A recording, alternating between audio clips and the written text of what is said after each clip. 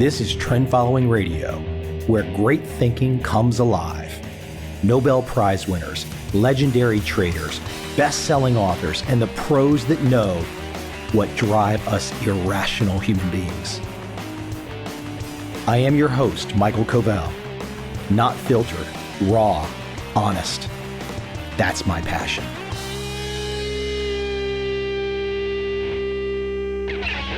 My guest today is Gregory Zuckerman. This is his second time on the show. The first time we had a very nice conversation about a book that he wrote about famed trader Jim Simons. You should definitely check that out if you've not heard it. Today, Greg and I jump into COVID-19, specifically the vaccines. He has written a new book, A Shot to Save the World, the inside story of the life or death race for a COVID-19 vaccine. Greg's been around for a long time. He had access to all kinds of players for this. People at the pharmaceutical firms, venture capitalists, government types. He had access to a lot of people, probably more access to the behind-the-scenes development of these vaccines than anyone. Now, of course, some of you are already thinking, wow, this is really interesting. Some of you are already thinking, oh my gosh, I'm tired of COVID, or I don't want to take vaccines, or whatever. It's a controversial subject. Our conversation that follows is controversial. There is a battle, so to speak, between Greg and I. A good-natured battle, but we definitely have a little bit of a, you know what I mean, slight disagreements. Not necessarily meeting of the minds, but you know what? That's good. That's a good thing. We're both civil. We both go at it. Lots of interesting points that you will find in the next 1 hour. But let me make one thing clear. Most of the things that we talk about in this conversation are very high level, often the controversial parts. Greg's book is not really that. His book is about the science behind the vaccines. It's definitely apolitical. It's not about politics. Some of our conversation gets a little political. That's the way it goes with something like the pandemic of the last 2 years. So without any further delay, I hope you enjoyed this conversation with Gregory Zuckerman.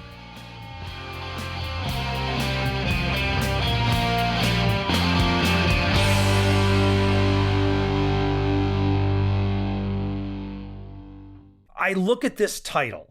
I really want to start with the title. I typically don't do this when I start with a podcast interview. It seems maybe a little too predictable or something like that. But right now, I've had conversations about COVID on the podcast, some interesting, some a little contentious, some disagreements, whatever. But you are definitely the first person I've spoke to who is really dug deep and talked to a lot of the key players that I'm assuming it goes beyond just those companies that were manufacturing vaccines. I'm sure you probably just talked to everybody. It's probably more people that I can count, hundreds. But let's start with that title, because the title really sets the stage. And I want to know about why you chose that title, because A Shot to Save the World, there's going to be a lot of people around this world right now that perhaps were healthy living, perhaps had a small business, et cetera, and they're not very happy about where they are right now, because maybe they feel like, well, you know, I was exposed to COVID. I've got my natural immunity, so to speak, which is definitely a thing. How do you address that? Why did you pick this title? I'm curious. This is the pandemic that will define our times, our children, our grandchildren. We'll be talking about this for years to come. It's transformed us, it's disrupted us, and it's hurt us. It's a lethal virus. The neighbor died. My uncle died with COVID. I know people with long COVID who got it early on and are still suffering. Their brains are foggy. They don't have energy. They're struggling, frankly. There are people that have lost jobs. So I really do think it's sort of going to be before COVID and after COVID. We're going to look back on these times and compare. It's not to say we won't move on. As I'll argue later on, I think we, believe it or not, it's crazy to think, but might net think this would be a positive for the world, because some of the vaccine pioneers that I'm going to talk about are taking all the billions they've made and plowing it into new areas, cancer and others, so we can discuss that. But we needed a vaccine to save us. The therapeutics, the drugs, medicines just haven't worked until now. Even the ones that we're getting excited about, there's one, Merck has a pill they're moving fast on. It's only 50% effective. Whereas all the vaccines, even the ones that we don't have in the United States, the one like AstraZeneca's and Oxford universities are in the UK and poor areas around the world, it's not as effective as the ones we have here, but they're still much more effective than 50%. It emerged early on that we would need vaccines. And then the question was, can we develop them? And it's also obviously a double entendre, well, triple entendre, a shot to save the world. We had a shot. It wasn't clear we would be able to develop these vaccines. And we'll talk about it, but there was all kinds of skepticism early on. And then obviously there's the hint at the I'm a baseball guy, so shot to save the world, Bobby Thompson, and his famous home run. So there you go for the title.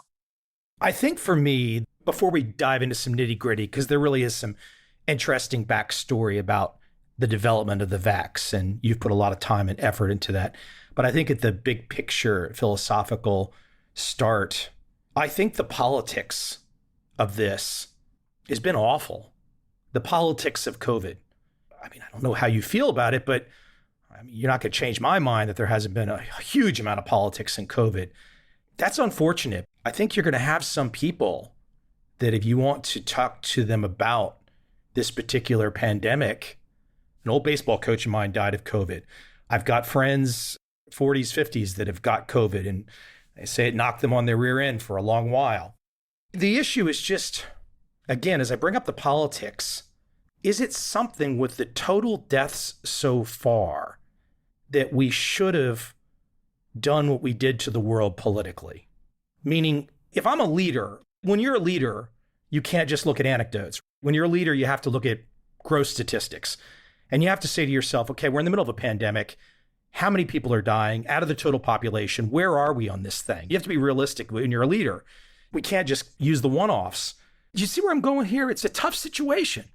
Everything is politicized today. Been for a little while, but in some ways, this is the culmination. I mean, I did a book a few years ago called The Frackers, and it's about this energy revolution in this country. And I traveled to little towns in Oklahoma and Texas and Pennsylvania, North Dakota, got to meet people, and it was a rare opportunity for me, and it was a blessing. And I don't think most people have that opportunity on both sides of the spectrum to just get to know each other, meet each other. And as a result, there's all kinds of resentment, and you build up these images of the other side. The other side is just not like me. They don't share my values. We disagree on everything, and it's just not true. People around the world, we agree on much more than we disagree on, but we build these images of the other, and it's sad. It's really sad for me as an American, for me as a citizen, because again, we share a lot more. And yeah, everything is politicized. I mean, you can't, it's either going back to that energy, again, that book I wrote, it's either burn, baby, burn, or big oil, where the energy kills and all that kind of stuff. I'm a moderate. I'm a centrist. It's not a popular area to be in. There are more of us than you would think. I mean, listen, that's why Biden was elected. Not to suggest that he's governing like us necessarily. I don't want to weigh in on that, but that is why he got elected. Getting back to your point, yeah, everything's politicized. It's so sad. And also everybody, for whatever reason, is an expert today. Everybody knows better than their internist. Everybody knows better than the scientist. Everybody saw something on YouTube that convinced them, or they heard a friend on Facebook. And I'm talking my book, not just literally my book I've written, but I'm a newspaper guy. I work for a mainstream media, but our readership is surging. But there are many people who won't read, won't pick up a newspaper, or won't go online and read mainstream media, and they kind of do it themselves. And there's some value in that, in digging in for information themselves and learning about things. I believe that, but only when one is using good sources. To dismiss what your intern of your doctor, the person that you've turned to for years for medical advice, and instead refer to some YouTube video that someone sent you, or some doctor that you don't know their credentials, but for whatever reason, they makes more sense. It taps into some anger you feel versus the other side. And they're telling me what, it's just so much anger. And I'm not sure why. Wonderful age of scientific breakthrough. And that's what my book is about. The greatest accomplishment of modern science. Let me put some more grist to the mill there, so to speak. And again, I'm not saying what I'm about to say. I'm not saying you're the other side of this position, but I'm just going to throw a couple things out that I've noticed in the last year, which were unfortunate. I mean, I just saw in the last couple of weeks, I saw a Pfizer meme. It was a Pfizer meme that showed Pfizer sponsoring just about every newscast in America. Meet the Press, CNN, everything. Everything was brought to you by Pfizer. I get it, but there's a side of me that doesn't get it. And there's going to be other people out there like me. So that's just one thing to throw out there. You know, when you say, why is there this lack of trust? Okay, well, that causes a lot of people to be like, well, hold on. Of course, people can watch the news and they can see, well, okay, and we look at Israel, and Israel takes 1 vax and 2 vax and 3 vax. People start talking about 4 vax. This scares people. I'm missing. Why does that scare people? To keep taking vaccines nonstop? Why would that not scare people? I mean, first of all, it's not nonstop. I'm missing that. But in Israel, we've gone to 3 Pfizer. I know there's talk about 4. Let me just throw a couple more things out just to kind of lay the minefield out there, so to speak. I remembered early on, sometime last year, Dr. Fauci went to the Nationals baseball game. He threw out the first pitch wearing a mask. A couple innings later, he was in the stands, no mask. These are the kinds of things that cause people to be like, hold on, what's going on? I can think back to before the election. Joe Biden and Kamala Harris said, hey, Trump, these vaccines, we're not trusting this stuff. They take office, there's vaccine mandates. These are the kinds of things that cause people to be less receptive to even wanting to jump into all of the interesting things that you've figured out. Before I'm even getting into the level that you're taking it to, the detail, but you can see all those points. I mean, you can see those points. I can't. Listen, politicians are politicians. Hold on one second. If Fauci throws out the first pitch wearing a mask, goes to the stands and not wearing a mask, what do you think the average person thinks? Well, they think the mask is a dog and pony show. I don't have suspicious minds like others. I try not to judge other people and try to give people the benefit of the doubt in life. Call me naive and maybe good-hearted. I don't know. I would bet maybe I can't get into his mind. I've seen multiple press conferences with assorted politicians. They're off stage, no masks. They go to the front of the camera, they put the mask on. How do you even get to the meat where Greg Zuckerman can say, look at all these interesting insights behind the scenes, which there's no doubt, many of them, when on the front level, there's this stuff going on? I mean, listen, politicians are hypocrites. They always have been and always will be. Politicians aren't necessarily people that we should look up to. Politicians, I mean, you've got up in San Francisco, they preach one thing and they do something else. They always have, they always will, I think. Politicians, those people who seek public office, a certain type of person, I think, a certain type of character. They're outgoing, they need attention, they cater to whatever populace they're in front of at that time. They need money, they're always out there and they're schmoozing, and it's a certain type of person. So I listen, both politicians on both sides of the spectrum, I'm always a little skeptical of. I try not to read too much into what they're doing. You step on a nail thinking that you're probably worried about that a little bit. It pierces the skin, so you go get a tetanus shot. I don't know. Do I look into the history and what politicians say about it? And my doctors, the science, I turn to the science. Tetanus shots are helpful and can prevent serious disease.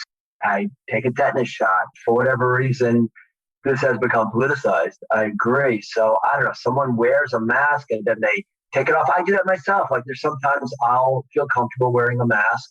Other times I really don't need to. I don't feel I need to. Does that make me hypocritical? I don't know. We make judgments in different circumstances in life. Doing this podcast, talking to a lot of people, doing as much homework as I can, it's very difficult for this particular subject. I mean, look, I'll get to a data point that you lay out. I think you say, and I'm not sure if this is for America, you made the point that the vax helped to prevent approximately 279,000 deaths. As of the summer of 2021, right? Even more today. Yeah. Again, the long COVID as well, other kind of sicknesses, which are not fun. They've been real saviors. They've helped us get back to work. I'm back to work in the office. When you hear me asking these things and bringing these points up, you almost sound as incredulous as I feel. It's kind of like the meeting of the minds. It doesn't exist. You seem surprised that I would even bring some of these things up. Yeah, it's perplexed me. I'm not the first person to say these things. Well, as you said, things have become politicized. There's a lot of distrust in society. It makes me sad. Yeah, it's perplexing. It's distressing for me. I agree. To hear people skeptical of the greatest scientific invention of modern times, the polio vaccine was not nearly as effective as these vaccines, and it was much more dangerous than these vaccines. The polio vaccine had actual polio in it. So there were times when actually people got polio. And yet it was front page news. We were thanking our respective, running to synagogues and churches and being grateful. We're all in the world. I mean, if you read about those times, and I have a little bit, it was a wondrous thing. And it was everybody on all sides of the spectrum embraced it. And these are more effective and protective and safer vaccines. If you had said to somebody back then, well, yeah, you got to take the polio vaccine, maybe even 3. Okay, so you take a vaccine. I mean, eventually we're going to get to the point where we're working on second and third generation vaccines such that you go into your doctor's office and you get a vaccine that combines a lot of things, combines protection for COVID, combines the flu, maybe some other things in there. So they're working on improving it. And yeah, sorry, you have to get a vaccine. Do you know, lucky we are that we have a vaccine, so you have to get it.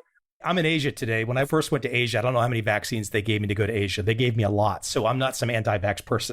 Last year, actually, my sister said to me, she said, hey, this is like in the middle of 2020. She said, hey, I've been doing some research on this measles, mumps, rubella. MMR, yeah. Right. She said, you might want to do a booster on that because there's some potential use for it. I don't know where that stood, but I did a little homework and there was quite a few white papers that discussed this. And I was like, well, I haven't taken this forever. What's going to hurt me to take the booster? I took the booster. I'm pushing you. I just want to understand. That's what drives me. Let me ask a question that I think by you saying how many people the vax have saved, I'm guessing you must have talked to scientists and doctors, et cetera, that if we did not have the vaccinations, where would we be today? For example, of course, there is something to natural immunity, but where did some of these brightest minds feel like we would be if we did not have the vax? You list the death totals, you list the potential long COVID, the people that could get really sick, over 1 million, but where would we be without them? You could also ask, where would we have been if this virus had emerged just a few years ago? Because these vaccine approaches, they're revolutionary, and I could talk about them. They weren't ready a few years ago. It took years and years of hard work and unheralded breakthroughs in labs around the United States, largely. It's really an American invention. And talk about American exceptionalism. Yes, BioNTech's German, but a lot of the technology, it's developed here. The investors behind all of them, including BioNTech, they're all from America. These vaccines would not happen were it not for America. It's an American story. I mean, Donald Trump said it's a miracle. Even a few years ago, we wouldn't have been ready. We would have waited. It would have been something like in past pandemics, the flu, where it would be a combination of waiting for natural immunity, as you suggest, and that would have taken years. I mean, the population, 85, 90% of the population to get it, but also natural immunity wanes much faster, according to the latest data, than the vaccine immunity. You would have had to get COVID and then maybe get it again in society. The results would have been economic as well as health results. Also, there are medicines that have been developed. So we would have been going from medicine to medicine. Some are more effective than others. Some of them you have to wait till you get it. Until now, all the medicines, all the drugs you have to wait till you get it. Sometimes you have to wait till you're in the hospital. Sometimes you get it intravenously, and they're not nearly as effective, and they're very expensive relative to the vaccines. Drugs developed so far are very expensive. The new Merck one is a little cheaper, but it's still not as cheap as the vaccine. So it would cost society as well. I'll probably work back to some of these more controversial issues to pick your mind a little I don't mind talking about them because, frankly, it's good for me to hear them. Again, I'm a big believer in just talking to people, even those you don't agree with. All I am is a writer, a journalist, and I talk to the experts. And these experts are not political. I should make that clear. These are scientists. I embrace hearing all of them. I make mistakes as much as anybody does. You might be surprised at this perspective, too. So for a guy that grew up in the 1980s, graduating high school in 1986, I got to live the fear of two pandemics in my life, so to speak. First with HIV and now with COVID. For people that grew up right at that point in time in high school, right when you want to have sex for the first time, and then put yourself in a Catholic high school and then add HIV. Oh my God. I mean, not fun stuff, right?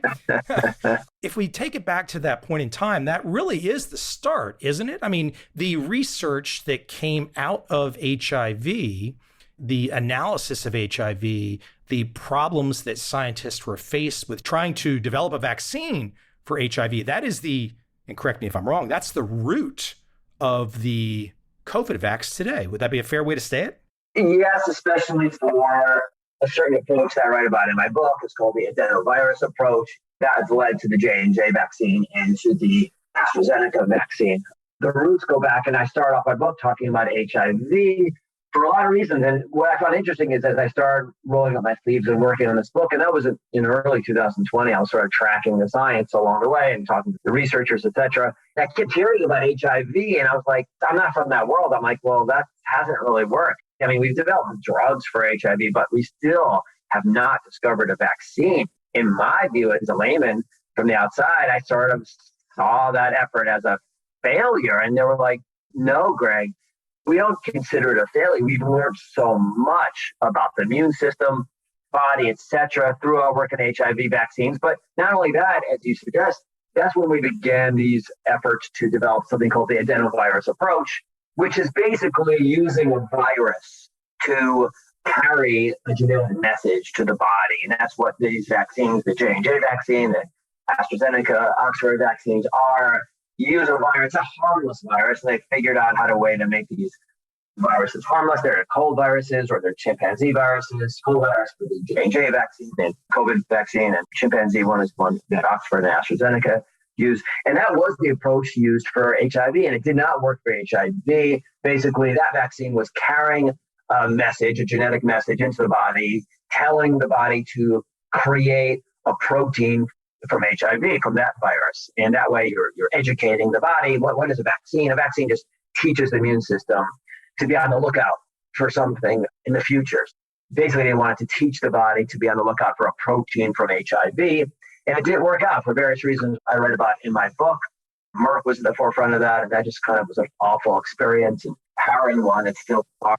The alternative, the reason they went down this alternative vax approach was the old school way, and correct me if I'm saying this wrong, taking part of the live virus and the old school vax way that a significant number, maybe that's not correct the way to say it, but a significant number of scientists realized that with HIV, to go the old school route of perhaps some live HIV virus into the vax for HIV, they weren't confident in what the HIV virus would do. They wanted these new mechanisms. Is that a fair way to phrase it?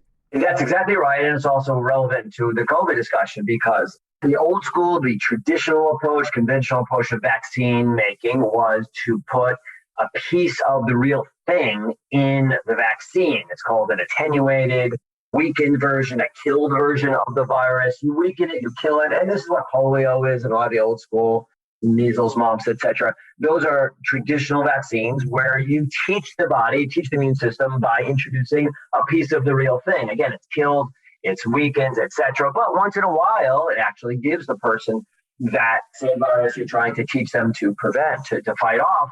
And yeah, with AIDS is so dangerous. AIDS is such an awful, challenging virus for vaccine makers because it's always changing. It's different from one person to the next. It commandeers the immune system. It's just really the most difficult, challenging virus we've ever faced, both for HIV, but also for COVID. And making this relevant to today's discussion, vaccine makers said, you know what, well, let's not use the conventional, traditional approach. Let's try something different where you're just teaching the immune system. You're not actually introducing the real virus, and yet you're still teaching the immune system about it by introducing, like getting the immune system, getting the cells to build a protein from that virus, introducing it, but you're saying, hey, body, go make a little piece of that virus, and then the immune system will be educated to fight it off when the real thing happens. when it's really confronted. And yes, with AIDS, that was the goal, that was the hope, and that's what they worked on for years and years and years. And some of those same people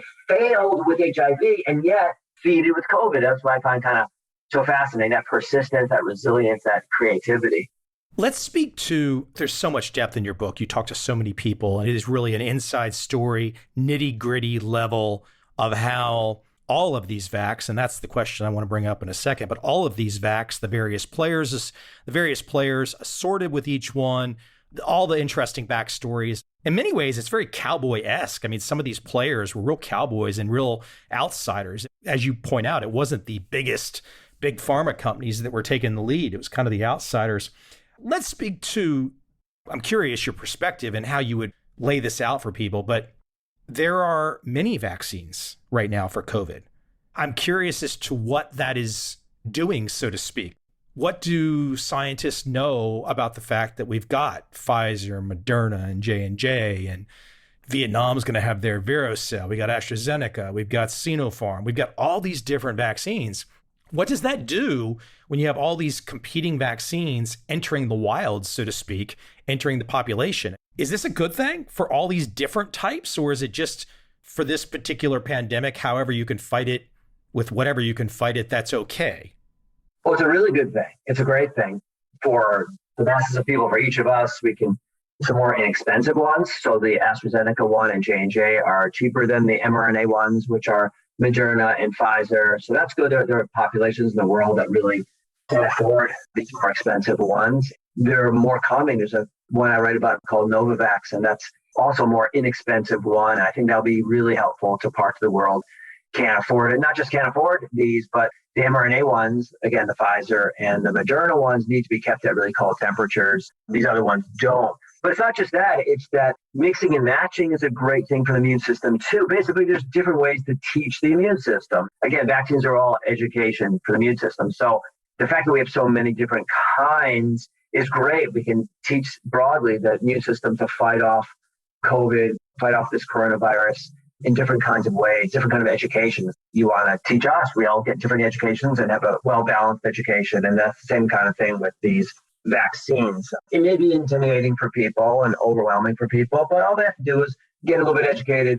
They'll see that they're just different approaches. Some are more effective than others. Thankfully, the West, we've got access to the most effective ones, the most protective ones. Those are the Pfizer. Moderna is actually a tad more protective than Pfizer, it looks like, partly because they're a little more advanced.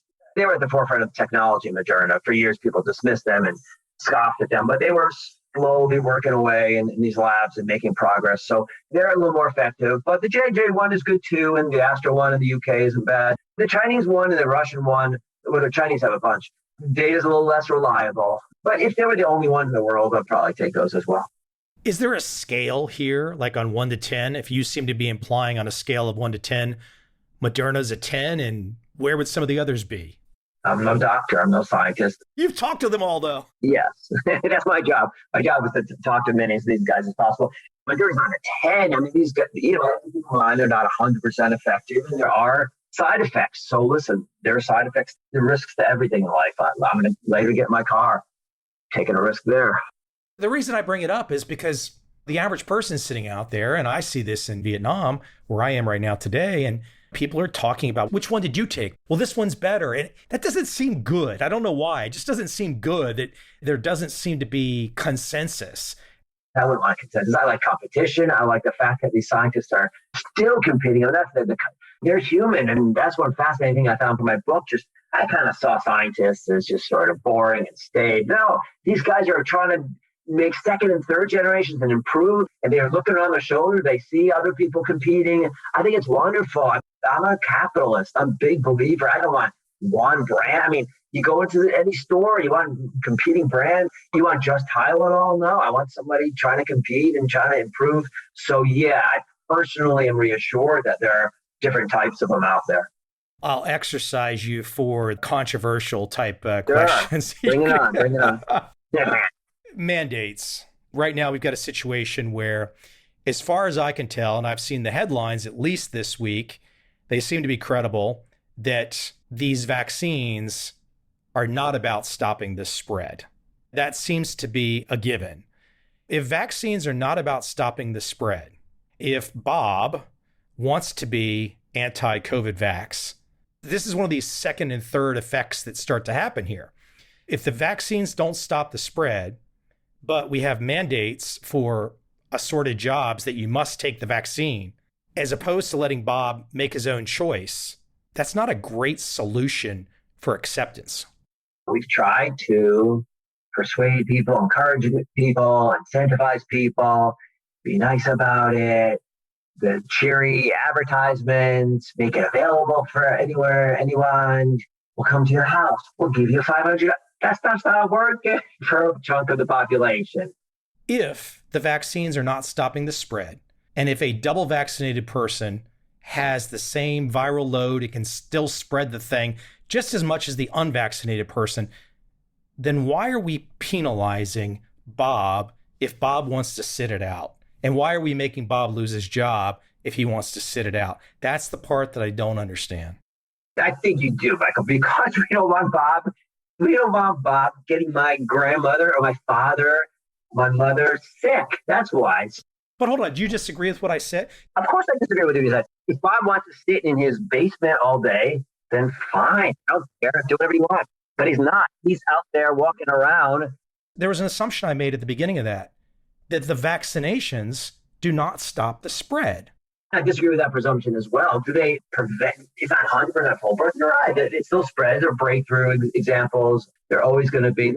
But let me interject. I just finished reading a long Bloomberg piece yesterday. It said after this lengthy year-long study, there was absolutely no difference, and that the vaccines are to be used and to be thought of as to lessening your illness and potentially stopping death, but not for the spread. So that's where my Bob example is coming from. My Bob example is coming from the idea that there is a significant amount of writing out there, scientific writing, that says that vaccinations do not stop the spread. My understanding is they don't stop the spread. They do a better job of stopping the spread than no vaccinations, A. And B, the problem being that, first of all, I'm a taxpayer. I also don't want to pay for Bob's.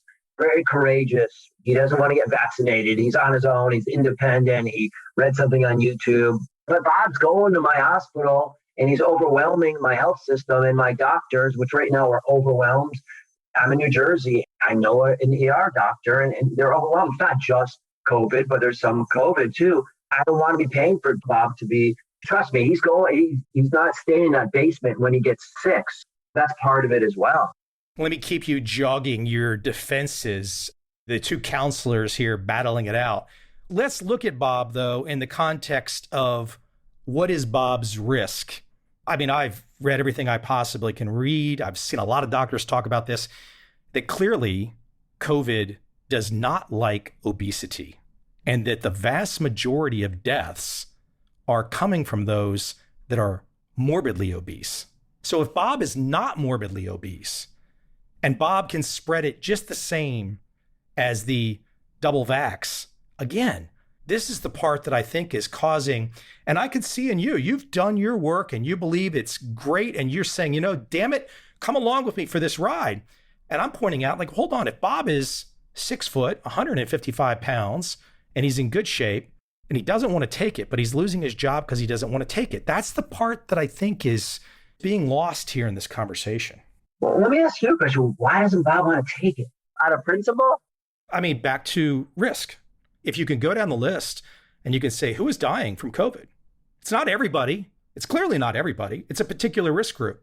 There are higher risks than others, I agree, but there still are healthy people that are being affected and that are getting low on COVID. It's not just dying. We're at 80 or 90%, I think, is the agreement that folks that are dying are morbidly obese. So that's a particular risk group. You agree with me on that, right? That the people that are having the worst outcomes. I'm sorry, why isn't Bob taking the vaccine? Well, if he doesn't feel at risk, why would he? Because there's so little to lose. We try to help other people. It does spread others. And also, everyone thinks they're in great health. Hey, I want to take my statin. I feel great. Really? Walk down the street in America and see how overweight people are. And how many people think they're in great shape and they're not. I'm going to trust people to judge themselves as to how healthy they are when they're on their way to McDonald's or Burger King, as opposed to taking a vaccine that has minimal risk, not sure I'm getting it. It's a choice. It's a choice. I have a choice to drink and drive also. We're such big on choice. When it comes to abortion, no, I know we can have choice. Wait, no, but when it comes to vaccine, we're big on personal choice. Then we go overboard on it. Let me sharpen the scalpel and take it down another derivative, so to speak. I don't know if you know the data. I don't know the data. This is just one of these conversations. You open up this can of worms and this great story about how these vax came to be. But I think you're also an interesting guy to kind of pepper with all kinds of questions like this because you've had a chance to talk to people and I want to hear what you say. These are a lot of things I hear from a lot of different people. Hey, right now, the conversation is children. That's the newest conversation. For kids to go to grade school right now, they got to take a lot of vax to go to grade school right now. But I can tell you, I've got liberal Democratic mom friends in their 30s in California who are taking their kids out of public school because they're mandating vax. Yeah, listen, many on the left, Oregon, Portland, California, they've long been anti-vax. Elsewhere in the country and the world as well, people have been suspicious or angry about vaccinations for a while, measles, mumps. Yeah, and I get it with children, you want to be careful and wary. And early on, or for most of COVID over the past year, kids were fine, or at least on a relative basis. But my understanding is the doctors and stuff that lately, over the last few months, with Delta variant, it's been more dangerous for children. Again, the risks are so minimal. I still don't get it. Is it a principle like individual rights, don't tell me what to do kind of thing? That's one thing that just perplexes me, why people are so resistant to vaccines. I think it's complicated. I think it's a lot of the things that I've brought up today is that basically what's happened is that once this got politicized, the trust was gone. The trust was gone. And I think that right now, and you can hear it from me, I would hazard a guess that the feeling that I'm giving you is probably 50% of America. I guess it's 50%. And perhaps even around the world. I talk to a lot of people. I find in Asia, people are pretty accepting. They're really not sure what's going on. There's a lot of fear. I detect more fear of COVID in Asia. In fact, some of it drives me a little crazy. It seems even when people are double vaxxed, there seems to be petrified still. Definitely different in cultures across the world. You know, I brought up the kids. For example, I know a father who's got a 4-year-old and a 6-year-old, and he's facing the vaccine issue for his 2 young sons. He's a smart guy. And he starts to say to me, he's like, what are their risks for dying of COVID, 2 skinny little kids, versus what are their risks for having an adverse reaction? That scares parents. But it's like saying, I'm scared of ghosts. There are a lot of people who are scared of ghosts. I agree they are. It's not based on data. It's not based on knowledge, but just the fact that people are scared is a reason why, because it's become political. I'm going to politicize this vaccine. I'm going to raise questions about it. I'm going to be suspicious about it. So because I politicize this vaccine, therefore it's politicized. Therefore I won't take it. I'm missing that. Well, for example, my friend, he would probably look at it and say, okay, for my 2 young sons that are definitely not morbidly obese and definitely very skinny, I think he would say, can somebody please tell me the data about how many kids in my kid's situation have died from COVID versus have died from the adverse reaction to the shot? I don't think he's necessarily even debating the points that you're saying. He's just saying, please, somebody just give me the data. I think that's another part of this is that there's actually not a lot of data. Even, for example, when I bring up with you, I say, well, gosh, this sure seems to be something that really is affecting the morbidly obese or people with multiple comorbidities. Your first salvo back at me was to say, well, that's some other people can get sick too. Well, that's clearly true, but the vast majority of people are falling into a certain risk category. These are the things that are causing the debates and the concern that I'm hearing. Yeah. You can address it from the standpoint of, what do the scientists say? I bring up the kids example. This father wants to know, damn it, how many kids like my kids have died from COVID versus how many kids like my kids have died from the new shot? He just wants to know that information, and then he can make a decision. Die from the new shot? No one's dying from the new shot. Where's that from? Well, of course, there's been some adverse reactions to the shots. Adverse reactions for sure, but dying from the shots? Look, I'm not saying it's huge numbers, but clearly some people have died from the shots. Died from the shot? Of course, some. Can't be zero. From what? People die from adverse reactions to all kinds of shots. It's not just a COVID issue. I'm just saying the number, if it's 5 people, it's a tiny amount. It's inconsequential statistically. But how many skinny little kids have died from COVID? My friend, the father of 2, he just wants to know that information, and it's not easily found. I mean, Googling here right now, you can see how many people have died after getting a vaccine. Let's read this together. Between December 2020 and July 19th, 2021, there have been, let's see here. Okay, here we go. 0.000118% of doses. But it does not mean that the vaccine causes the deaths. These are just deaths after the vaccine. So 0.0018% of doses. You've had people who died, reports of death after vaccine, and then they have to look into it to see if there's any link from those. There are 3 deaths linked to blood clots that occurred after people got the J&J, right? That was the J&J one, not the mRNA ones. I don't think there's anything related to the mRNA ones. Since we now know how to correctly treat people who develop these blood clots, future deaths related to this very rare side effect can be prevented. So I don't know, that took me, half a second to Google that and find that information? The father can't do that? How many kids have died of COVID? How many healthy kids have died of COVID? Dude, we can Google together that too. Let's see. I see data shows more children are getting sick and dying of COVID. That's from October 14th, 2021. The only small proportion of young children with COVID get severely ill or die. True weekly, and they cite data from the CDC. It's rare. For sure, it's rare. You have to buy me lunch for prepping you with all of these questions. You know that. Because the next person might come in and they might be like, my gosh, there's nothing I disagree with here, Gregory. Everything is beautiful. Everything is fine. I need to hear, because it perplexes me. I don't know why people don't embrace these vaccines. Part of it, I do think, is just, well, because you're telling me to take it, I'm not going to take it. And that's just so silly to me. I don't understand it. Listen, I understand there's wariness, but my book, doing the research on my book has reassured me because these researchers, these scientists aren't political in any way. They're Republicans, they're Democrats, Libertarians, all kinds of people in those labs. They were racing as fast as they could, but in a way they weren't cutting corners in terms of the testing. I was reassured there. I was also reassured that these vaccines took years and years to develop. So it wasn't like overnight throwing these things together. I mean, my book was about years of research. So to me, at least, doing the research, and I think for people reading the book, it'll be reassuring.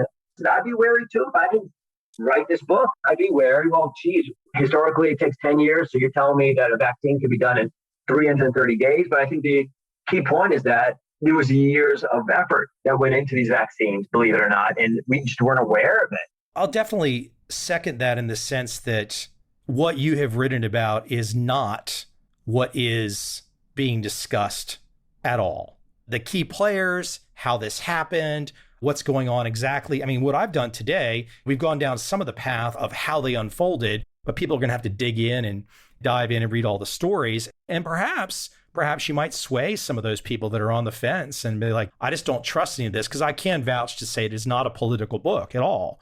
It is definitely digging into the science, and it requires people to tie on their high school or college science classes, biology classes. You got to think a little, So that's great. And then people can still make their decisions once they understand everything. You got to realize, I mean, you're at the Wall Street Journal, right? Still, yeah? Yes. Okay. Come on, look. The Wall Street Journal has had a significant number of libertarian type minded people. So I don't think it's necessarily surprising. Let me say it this way. If this vaccine and all the things that happened during COVID were not so damn politicized, I'm pretty well convinced that a lot of the positions that you're taking, the science that you've had a chance to figure out, would be much more readily accepted. I agree, but who do you say is politicizing it? I'll tell you where I think it started with. It started with vaccine rollouts, fall of 2020. It started with the timing of those rollouts. It started with Biden and Harris saying, I'm not taking these vax Trump was involved. Now, clearly they had to have known a lot of what you knew at the time. They knew that Trump was the president and Fauci and all of these big pharma companies were doing their thing, and Trump at most was just out talking, but he had very little to do with this. And any of the people behind the scenes clearly knew that. But Biden took a political position to say, I'm not going to take these vax. Trump did it. Your book clearly says Trump had basically nothing to do with it, right? I mean, that's a fair assessment. He was supportive of them. You got to give him credit for that. Okay, but in the sense of these people were independent, they were doing their thing, they were capitalists, they were doing their vax. So I think the moment it was politicized to win an election, damn it, I'm not taking these vax, Trump made them. That was something that people went to the voting booth in the fall of 2020 believing. Yeah, that was not the savviest or comment by those two for sure. I think at the time, what happened was for months, the president and the administration talked up these vaccines, encouraged them to be released before the election. That was the focus. They were eager for the vaccine to be distributed before the election. Understandable. Yeah. Wow. I don't know why the election should matter. I think that's where a lot of it starts, is because there you've got then hopefully to be, at least he's thinking that, hopefully I'm going to be president. Joe Biden says, damn it, don't take these things. They came from Trump. I'm paraphrasing. He implied these vax are bad. They're coming from Trump's administration. Don't take them. I'm paraphrasing something. That's what people understood. But then if you roll forward 6 months, 9 months later, then you're facing vax mandates. So you could also flip it around. Donald Trump said that he literally said these are modern day miracles, these vaccines, while he was in office. And then after the election, when they were announced, when they were authorized, and he was asked repeatedly, he wouldn't acknowledge that he was vaccinated. He wouldn't tell his followers to get vaccinated. He, you could argue, encouraged the skepticism of vaccination. So both sides politicized this thing. Well, yes, but it had to start somewhere. And so I think sometimes we as Americans don't like to say there was a starting point, but the starting point was for somebody to win an election, and it worked. You're peppering me back and you're saying, well, where does all the skepticism come from? Where does it come from? And you're right. I'm sure it did not help that some people on the right listen to Trump and don't want to take the vaccine because they think it's only bad, where clearly you've done a lot of work to show that there's a lot of good. And not just that, the Trump administration needs to get credit for the support. They wrote big checks without any guarantee that these things would be successful. They did a portfolio approach. As an investor, you and I would both appreciate that. Basically, they chose two companies in two different approaches of 6 total, and they got 5 out of 6 they got right. You got to give credit where credit's due. Trump administration, it's not Trump necessarily. Was he so day-to-day aware? I don't know, but Trump administration made a smart bet on these vaccines and supported them. Could we have done them without them? Yeah, I think so. But it was still very helpful and maybe accelerated us. We got to give credit also to the Trump administration for that. I'll pass along something just for my own personal skepticism of the entire situation. And I think the thing that I'm personally most skeptical about takes me back to my high school days. Because back in my high school days, and even into grad school in the early 1990s, we still were living in a situation in America, probably from the early 80s to the early 90s, where HIV was positioned as an equal opportunity employer. It was positioned as something that everybody should be worried about. It was positioned as something that soon everybody will be worried about it. Clearly, decades later, that wasn't the case. There was high-risk groups, and there's still the same high-risk groups. And I think for me, that's the part that really bothers me about COVID, is that there are high-risk groups in COVID. Clearly, morbidly obese is a high-risk group. And the part that I really don't like about this entire thing is I'm not seeing one politician, whether it's Trump or Biden or anybody, no one comes out and says, okay, ladies and gentlemen, take your vax, read Greg's book, he's done the research, but please, please, please lose weight. Please exercise. Please get sunshine. It's been amazing to me that during this entire 2-year period, I've almost not heard that from any leader around the world. And I can almost guarantee with all these lockdowns, obesity has only increased. They're going to agree with you. And it's a nice way to end off, agree with each other. I mean, I hate to fat shame, all that kind of stuff. I'm not telling people what to do in life. I try not to tell people, but it is a shame that so many people are out of shape. And that did lead to higher incidence. Not always the case, but yes, that makes one more susceptible. We all think of like anecdotes in our lives. I keep coming back to this lawyer I know who's middle-aged. I think he's like 50-ish, was one of the early people I write about in my book, one of the early people to get COVID. I don't think he's obese. I'm not sure he's thin, but I think he's a reasonably healthy guy. And he beat it pretty quickly, but he still has the effects and foggy brain. And frankly, again, all the personal stuff, anecdotal stuff, like that's why I am careful. Not so much because I'm worried. I'm a healthy guy, thank God.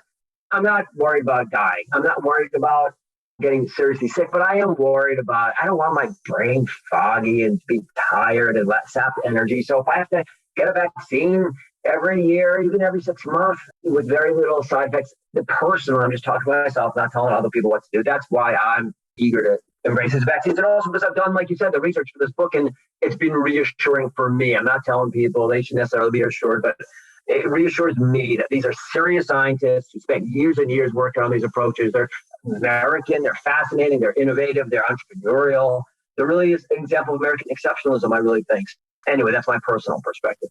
It's great stuff. I appreciate the conversation. I will add one little nugget there, though, to something you said, that you don't want to fat shame anybody, but you will vax shame people. Yes.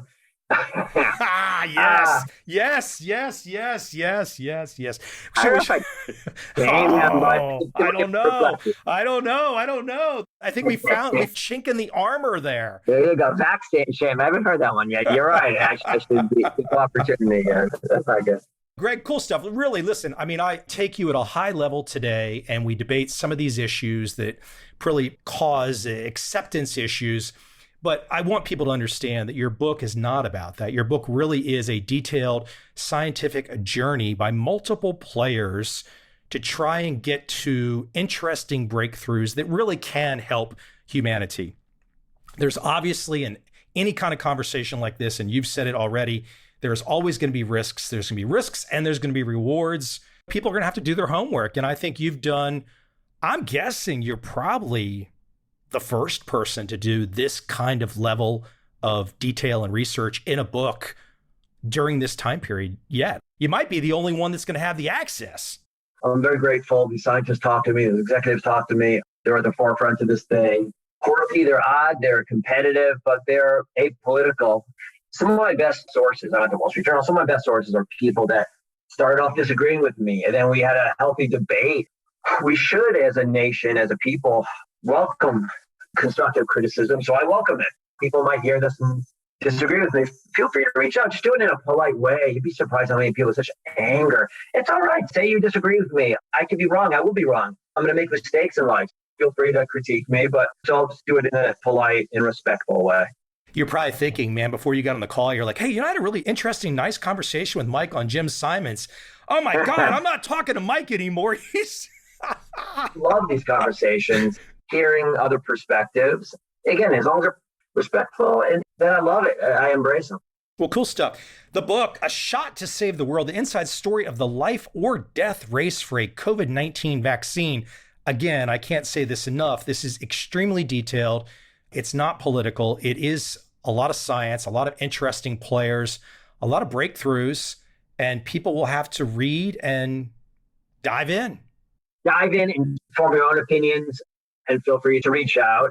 The research I found really impressive, and just setting aside the science, just the resilience that some people have in life. I learned from all these people. There were doubts about them. They overcame all kinds of obstacles. I'm talking about the scientists, the researchers, the executives, the venture capitalists, the entrepreneurs behind all these companies and these efforts. I found personally instructive what they've overcome in life. Hopefully people enjoy it. Hopefully people maybe learn some of those lessons as well. Greg, is there a website you want to direct people to? Do you have a personal website? And they can always find you if they Google your name in Wall Street Journal, but would you like to direct people anywhere? GregoryZuckerman.com. I would direct people to the Amazon page for my book, A Shot to Save the World. I'm easy to find on email, on Twitter. I love interacting with people on LinkedIn, Gregory Zuckerman. So feel free to reach out to me any of those places. Greg, I appreciate your time. Please keep me posted on the next book. Will do. That was a lot of fun. Thank you, Mike.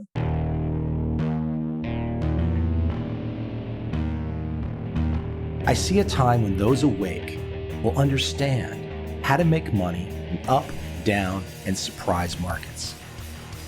Whether new trader or experienced, college student or financial advisor, protecting against a crash or just trying to make a lot of money, trend following offers everyone an answer in uncertain times.